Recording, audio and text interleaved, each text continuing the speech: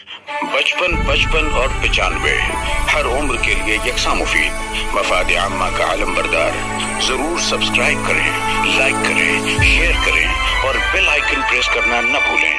Rabbani the scholar YouTube channel. Doctor Yamini madam ने बहुत ही आसान सादे अल्फाज में जो कि आप लोगों को समझ में आए, कैंसर जो कि एक कहा जाएगा हवा बना हुआ है कि इसमें जिस किसी को ये मर्ज लाक हो जाए वो बचता नहीं है। दरअसल इसके अंदर जो मौजूदा ख्याल और खामियां हमारे दरमियान मौजूद है, ये उसका सबसे अहम सबब है। वक्त पर डायग्नोज हो जाना और वक्त पर अपने इलाज के मुकाम पर पेशेंट का पहुंच जाना जो कि हमारी जिम्मेदारी है, इसके इलाज में बहुत मामूलत पैदा करती है। मैं आप लोगों को बताता चलूँ कि ये प्रोग्राम जो है रुग्ण सेवा फाउंडेशन के ज़ेर एहतमाम और उनका यूनानी मेडिकल ग्रेजुएट एसोसिएशन के ताउन से किया गया है। मैं इन तमाम हजरात का जिन लोगों ने इस प्रोग्राम को अरेंज करने में हमारी मामलत की बहुत मशहूर है। मैं इसके बाद डॉक्टर दीपा वर्मा इनका इस्तेमाल करना चाहता हूँ। इनके लिए मैं डॉक्टर कांता फातिमा को इनवाइट करूँगा कि वो आए और डॉक्टर दीपा वर्मा लोड़ा मैडम की जो फूलों से इस्तेमाल करें। इन्होंने MBBS के मेडिकल कॉलेज मुंबई से किया है। उन्होंने MS in general surgery doctor Vasant Pawar medical college research centre Nashik से की और ब्रेस्ट सर्जरी की ट्रेनिंग और फेलोशिप इन्होंने रूबी हॉल क्लिनिक पुणे से हासिल की। Doctor Loda profession is performing breast surgeries, managing post operative care and addressing complication ensures optimal patient outcome. She is experienced in advanced techniques such as stem cell collection,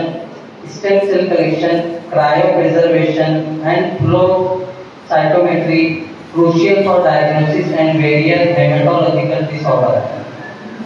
Dr. Loda has actively participated in numerous workshops and training programs, enhancing her surgical skills and staying updated with the latest advancement in her field. Her contribution to medical literature, including publication in esteemed journals covering studies on acute urinary tract infection and breast reconstruction techniques.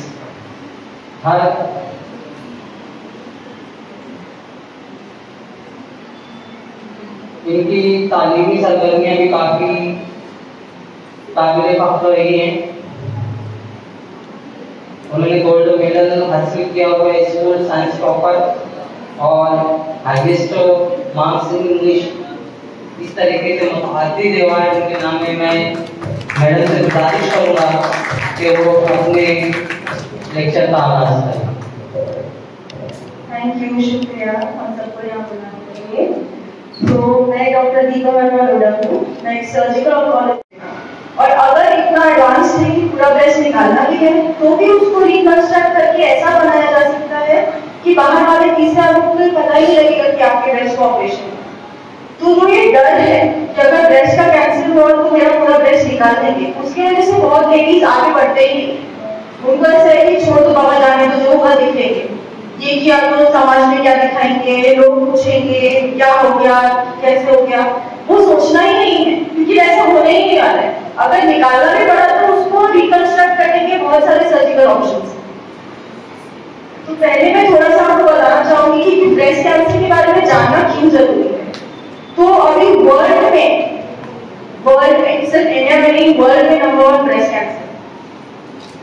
और breast cancer से ladies को नहीं होता है, ये जो गलतफहमी है ये गलत है।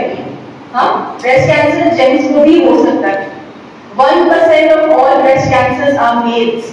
तो अगर जेंट्स को लग रहा है कि हमको नहीं हो सकता कभी जिंदगी में, ऐसा नहीं है। अगर आपके फैमिली में वो जीन्स हैं तो आपको भी ब्रेस्ट का कैंसर हो सकता है। मैं ये जेंट्स की बात करूं, ओके। और इंडिया में तो नंबर 1 है ही ब्रेस्ट कैंसर। तो इसलिए इसके बारे में जागरूकता करना पता हो कि क्या लक्षण रहते हैं, ताकि वो फटाफट जाके ट्रीटमेंट करके उसका निदान कर सके। स्टेज वाइज ब्रेस्ट कैंसर में आप देखोगे, स्टेज 1 में पकड़ा गया तो ऑलमोस्ट 99% क्योर है। 100% क्योर हम किसी चीज के नहीं बोलते कि जिंदगी में कभी वापस नहीं आएगा पूरा ट्रीटमेंट करना, ऐसा कोई डॉक्टर आपको कभी नहीं बोल सकता कि आपने एक बार सब कुछ कर लिया कभी जिंदगी में वापस नहीं आएगा, छोड़ो सब कुछ, ऐसा नहीं होता। इसलिए वो 99% है, क्योर रेट 99% है। ओके, अभी वेस्टर्न कंट्रीज में सिर्फ 25% ही लोग मर रहे हैं ब्रेस्ट कैंसर से, बट इंडिया में 50% से ज्यादा मर रहे हैं। क्यों? कि यहाँ पे पता ही नहीं है, लेडीज को पता ही नहीं है किसके पास जाना है, किसको दिखाना है। जेंट्स डॉक्टर के पास जाएंगे, आप शर्म आके छोड़ दो, जाके घर के आसपास जेंट्स डॉक्टर ही अवेलेबल है, और आप लोग सब लेडीज हो ना अवेलेबल, आप उनको गाइड कर सकते हो। तो वो शर्म जो है वो आपको हटानी है, क्योंकि अगर स्टेज 1 स्टेज 2 में इतना अच्छा क्योर रेट है, वो क्यों ना अपन जल्दी पकड़ के उसको ट्रीटमेंट कर ले। अभी रिस्क फैक्टर्स और जो साइंस एंड सिम्टम्स है नॉर्मल सबको पता है। रिस्क फैक्टर्स में उम्र ज्यादा, पर आजकल कम उम्र 25, 26, 27 साल की लड़कियों को भी ब्रेस्ट कैंसर डिटेक्ट हो रहा है। तो ये जो पुराने जमाने का साथ किसी बुढ़ापे में हो सकता है, ऐसा नहीं है।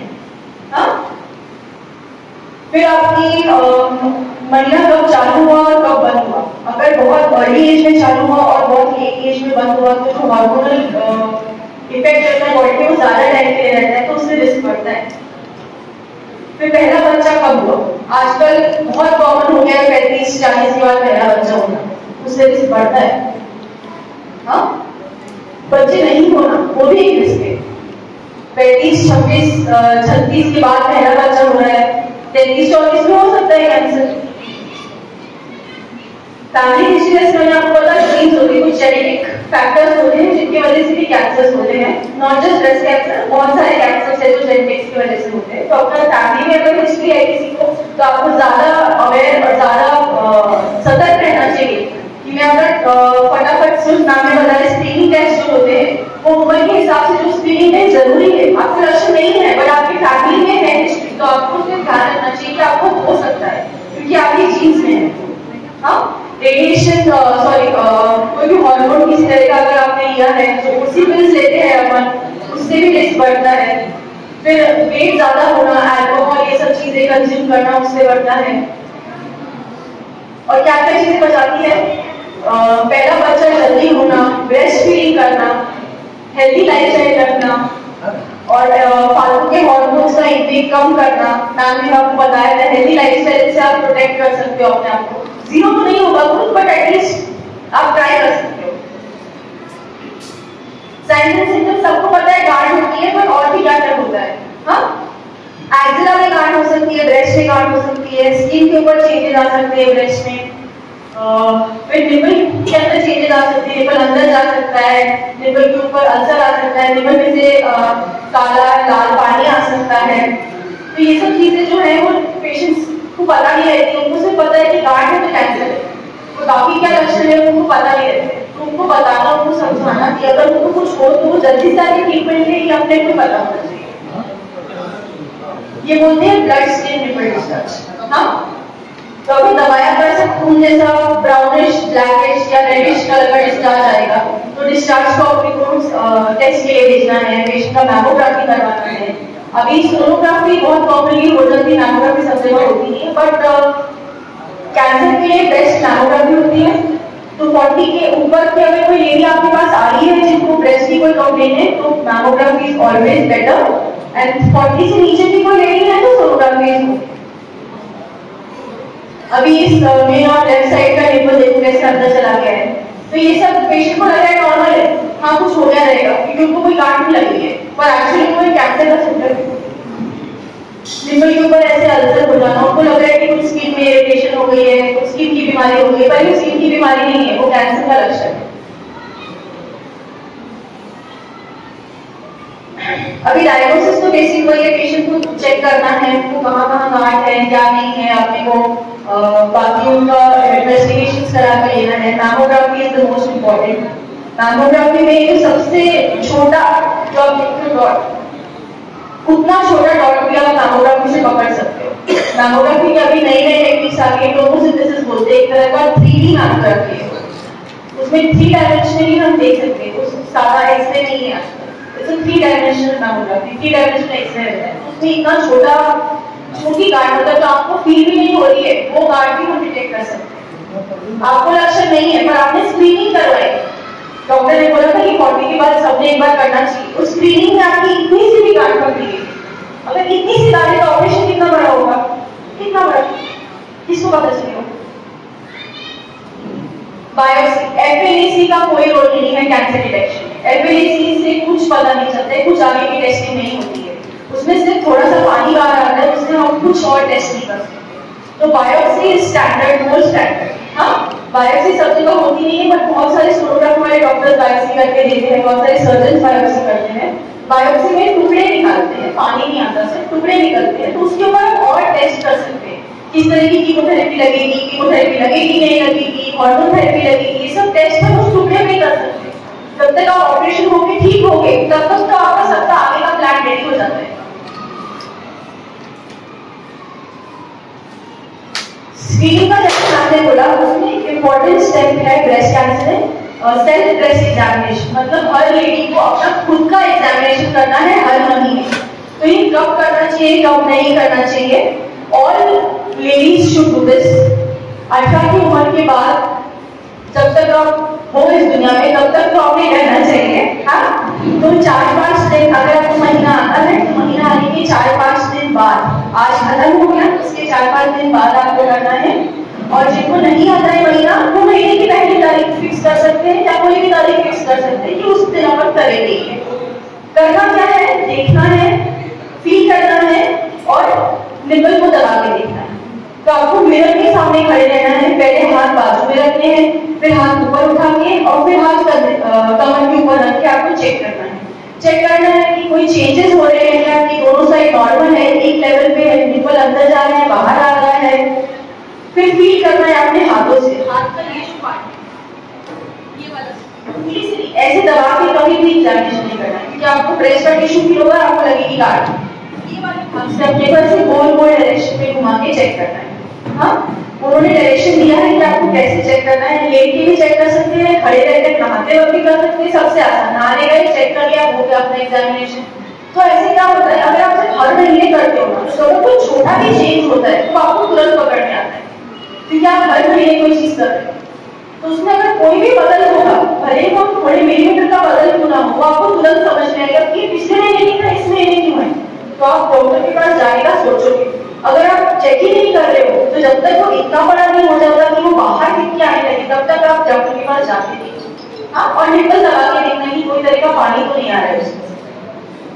फिर ट्रीटमेंट तो आप सबको पता है, surgery, chemotherapy, radiation, hormones, targeted therapies, ये अलग अलग होते हैं, patient to patient number vary करते हैं, हर पेशेंट का ट्रीटमेंट सेम नहीं होता है। तो लेडीज का ब्रेस्ट कैंसर का ट्रीटमेंट कभी एग्जैक्टली सेम नहीं होता। आपको क्या स्टेज था, आपकी कितनी बड़ी गांठ थी, आपकी गांठ कितनी फैली हुई थी, उसके हिसाब से सब चीजें डिसाइड होती है। सर्जरी भी सबकी सेम नहीं होती है। आजकल ऐसा नहीं है कि ब्रेस्ट कैंसर का तो ब्रेस्ट निकाल देंगे, काम खत्म, नहीं, ऐसा नहीं है। बहुत सारे ऑप्शंस है सर्जरी में, बहुत सारे ऑप्शंस है रिकंस्ट्रक्शन में। तो लेडी जो डर जाती है कि मैं ब्रेस्ट निकालने की जाने नहीं करना है, तो आप उनको समझा सकते हैं कि ऐसा नहीं है, आपका ब्रेस्ट तो निकालने की जरूरत हो भी सकती है, नहीं भी हो सकती है, पर आपको सिर्फ डॉक्टर के पास जाना पड़ेगा, आपको सर्जिकल ऑन्कोलॉजिस्ट के पास जाना पड़ेगा, आपको ट्रीटमेंट का क्या ऑप्शन है वो लेना पड़ेगा। तो पेशेंट को कभी भी ये नहीं बोलती कि आपको ये नहीं करना है, आपके पास ये भी ऑप्शन है, आपके पास ये भी ऑप्शन है, आपको क्या प्रेफर है, वो पेशेंट के प्रेफरेंस के हिसाब से जाते हैं, उनके लिए जो बेस्ट सूटेड रहता है वो करते हैं।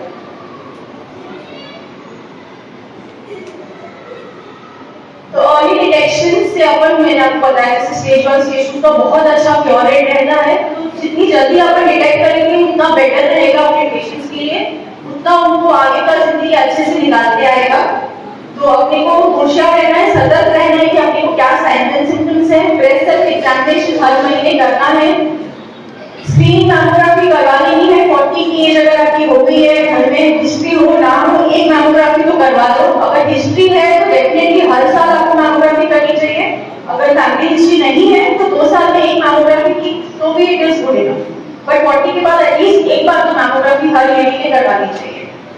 डिले मत करिए, डर डर से भय से कि क्या ट्रीटमेंट करेंगे, कीमोथेरेपी देंगे तो मेरे बाल उड़ जाएंगे, रेडिएशन देंगे तो मेरी चमड़ी जल जाएगी, ऐसा नहीं है।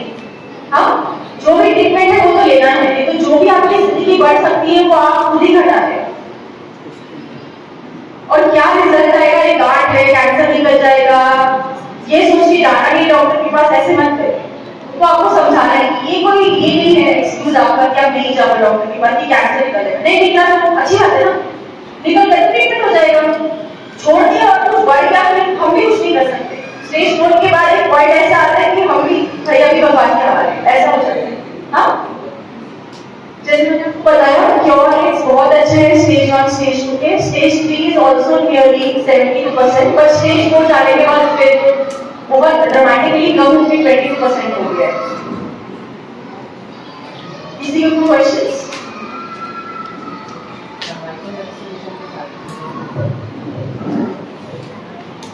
दो तरीके की वैक्सीन अवेलेबल है, एक सर्वेरिक्स है और एक गार्डेसिल। तो सर्वेरिक्स वैक्सीन जो है एक साधारण 1000-1500 रुपए तक आती है।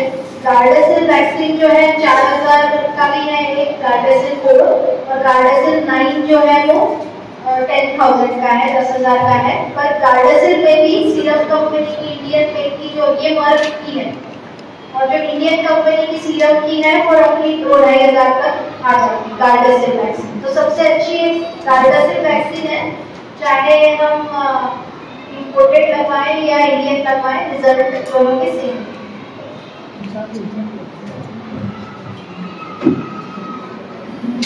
मैं रिक्वेस्ट करूंगी कि आप सब लोग बैठे रहिए, हम यहाँ पे अपने साथ एक फोटो लेना चाहते हैं, क्योंकि यहाँ पर क्या होता है सब लोग दिखते नहीं हैं, है ना? बैठा रहे।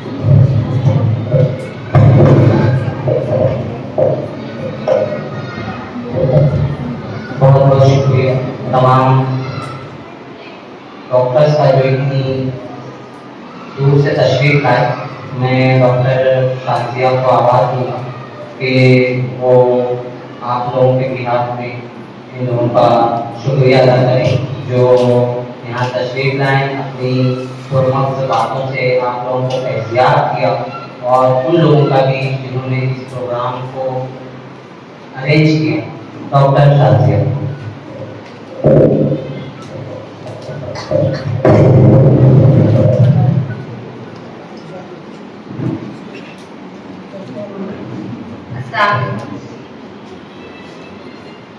जिंदगी दी है तो जीने का हुनर भी देना, पाँव बख्शे है तो तौफीक के सफर भी देना। गुफ्तगू तुमने सिखाई मुझे हुनर ही न था, अब तो बोलूंगी तो बेंचे में हुनर भी देना।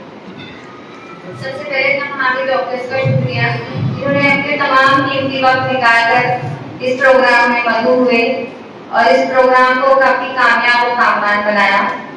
इसके साथ में हमारे तीनों डॉक्टर्स ऑन्कोलॉजिस्ट यहाँ पर हमारे पास तशरीफ फरमा है। सबसे पहले मैं डॉक्टर श्रुति काटे मैडम की बहुत बहुत शुक्रगुजार हूँ, जिन्होंने हमारे लाइफस्टाइल के बारे में काफी बेहतरीन अंदाज में हमें समझाया कि हमें किस तरीके से अपनी जिंदगी को गुजारना है, अपनी समाजी तहजीबी जिंदगी को किस तरीके से कामयाब और कामयाब बनाना है।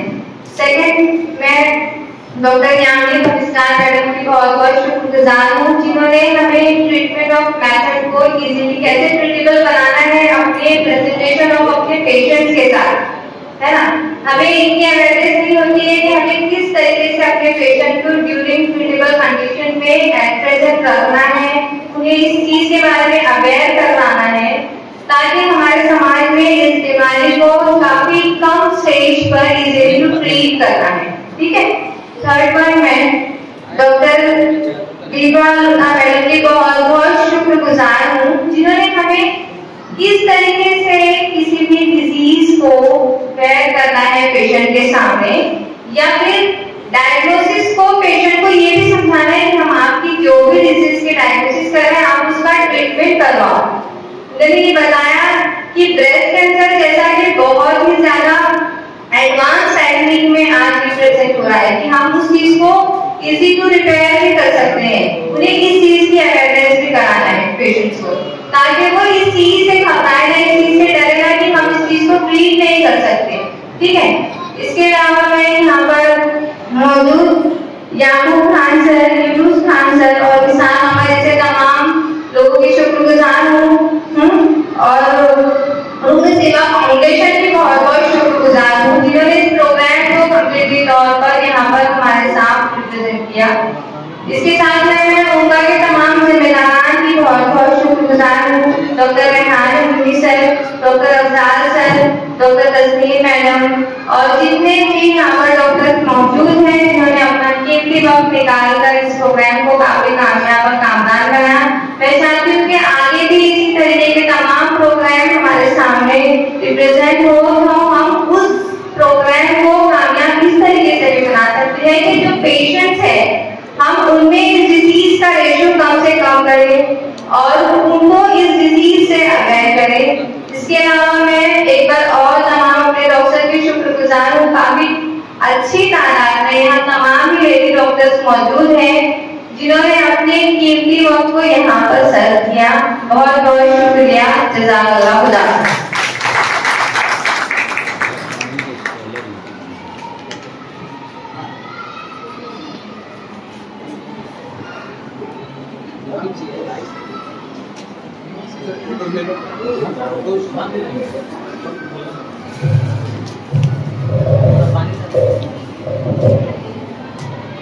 मैं लब्बानी सर पे भी बहुत मशहूर हूँ कि उन्होंने इस प्रोग्राम को वीडियोग्राफी की और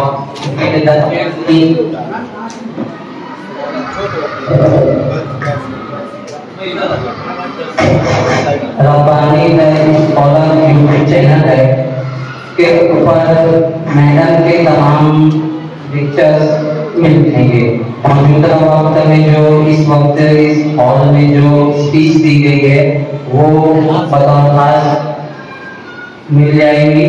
तमाम जो मौजूद है, कुछ लेक्चर्स कुछ पॉइंट्स मिस हो गए हों तो वो, और जो यहाँ मौजूद नहीं है जो किसी वजह से नहीं आ सके उनको भी वो लिंक फॉरवर्ड कर दी जाएगी। इंशाल्लाह आप यूट्यूब चैनल से इस्तेफादा कर सकते हैं। चाय का नज़्म किया गया है, पी कर लीजिए।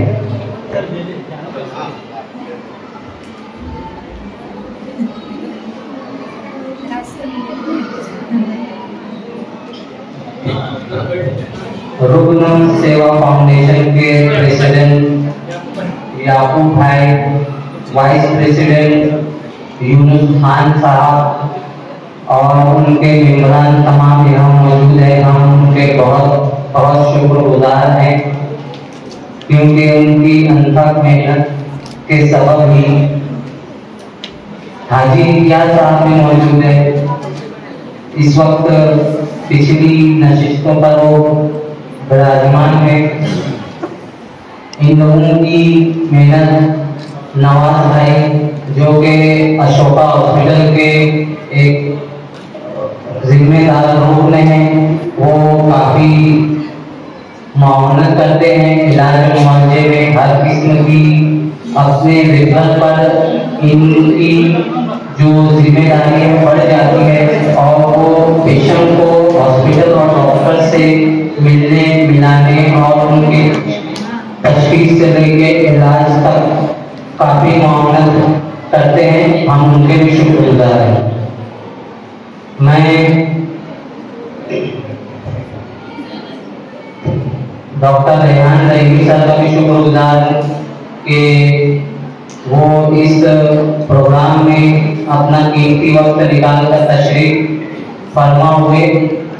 इसी के साथ साथ उनका वर्किंग बॉडी के लेडीज विंग के जिम्मेदार डॉक्टर तस्नीम साहबा, डॉक्टर जिगरा जमीर साहबा और डॉक्टर सैयदा राशिद साहबा की मौजूदगी इस प्रोग्राम को, उनके साथ मौजूद हमारे बीयूएस सीनियर डॉक्टर्स, लेडी डॉक्टर्स, इनकी मौजूदगी भी काफी हम लोगों को इज्जत बख्शती हुई नजर आई। प्रोग्राम की कामयाबी का दारोमदार, कुल्ली दारोमदार आप लोगों की मौजूदगी से भी होता है कि हम लोगों ने एक मुख्तसर सी दरखास्त पर आप लोगों के लिए प्रोग्राम अरेंज किया और आप लोगों ने कसीर तादाद में लड़ाई करते हुए शिरकत की। हम उनका जिम्मेदारान भी आज तमाम के काफी मशहूर है। शुक्रिया।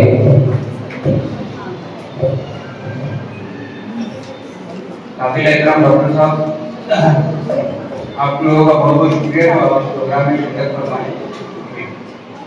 कैंसर सेंटर ऑफ अमेरिका एक कंप्लीट कैंसर हॉस्पिटल है, कंप्लीट कैंसर हॉस्पिटल है और एक हमारी कैंपेन चल रही है जिसको हम अपराजिता का नाम देते हैं, जिसमें जितने भी फीमेल पेशेंट्स है वो मेल डॉक्टर्स को अपने प्रॉब्लम्स जाहिर करने में उनको बहुत दिक्कतें आती हैं। तो इसलिए हमने nominated these three doctors who are excellent in their fields and they do their work exponentially. So I request you कि जब भी आपके पास कोई मेल पेशेंट आए और वो तो आप उनके पास भेजिए, ठीक है। We will take care of your patients and we are having various schemes where your patients will be treated in a very well manner. Thank you so much for coming and love.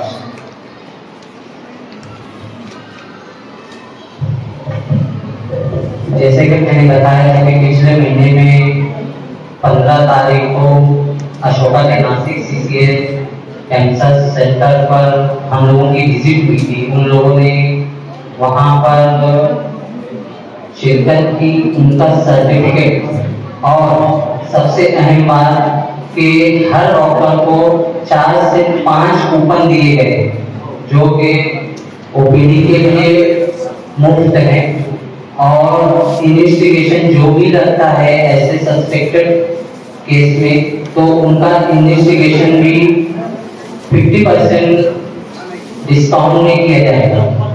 लेकिन काफी अफसोस के साथ कहना पड़ रहा है कि वो एक कूपन अगर भी कूपन के हिसाब से समझा गया है तो 50,000 का एक कूपन है और मेरे पास लाखों की तादाद में पड़ा है।